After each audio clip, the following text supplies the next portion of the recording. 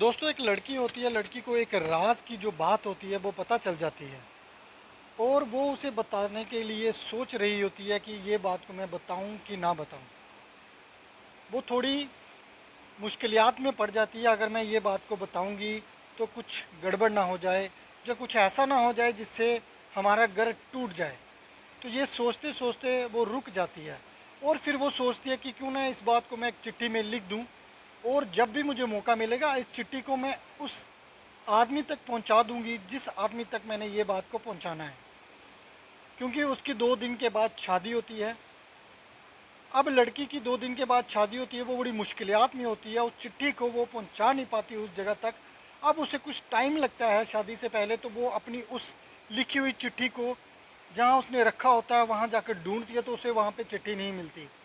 अब उसे और ज़्यादा टेंशन बढ़ जाती है, वो सोचती है कि वो चिट्ठी कहाँ गई है, जिस चिट्ठी उस आदमी तक पहुँच गई होगी या फिर किसी और के पास पहुँच गई है। अब वो इस बात की टेंशन ले लेती है बहुत ही ज़्यादा।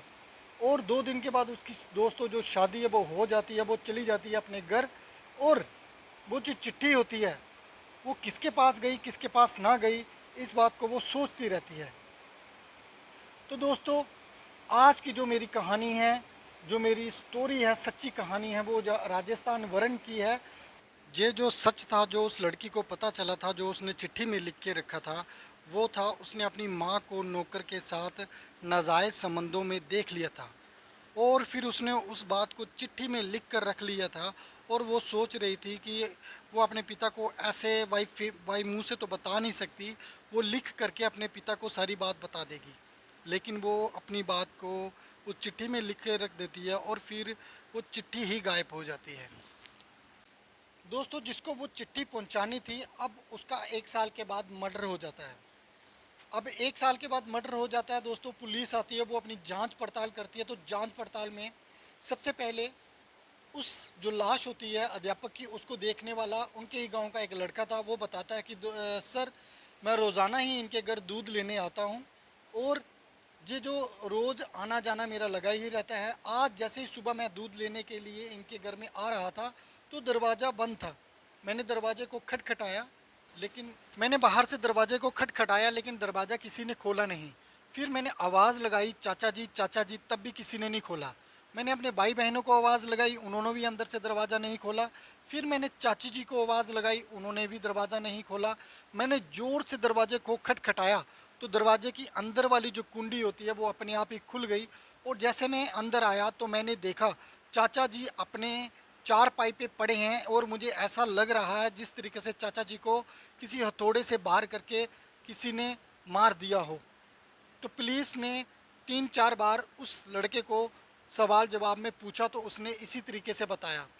फिर पुलिस ने उसकी पत्नी को पूछा तो पत्नी ने भी बताया कि मैं जैसे ही बाहर आई, जैसे ये लड़का हमारे घर आया था, इसने ज़ोर से आवाज़ें लगाना शुरू की, चाची जी। और मैं बाहर आई, फिर मैंने देखा कि ये जो हैं ये अपने चारपाई पे पड़े हुए हैं और मैंने ज़ोर ज़ोर से रोना शुरू कर दिया। पुलिस ने सबसे पूछताछ की।